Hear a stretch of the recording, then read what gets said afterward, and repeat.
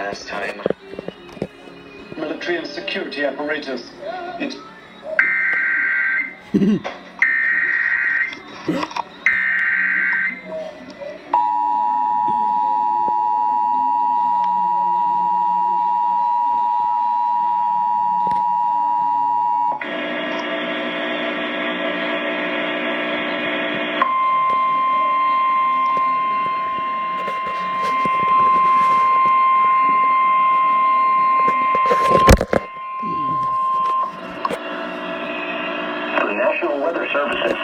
has issued a severe thunderstorm warning for western Greene County and south central Wisconsin, southeastern Lafayette County and south central Wisconsin until 6:15 p.m. At 5:33 p.m., National Weather Service Doppler radar indicated a severe thunderstorm capable of producing quarter-size hail and damaging winds in excess of 60 miles an hour.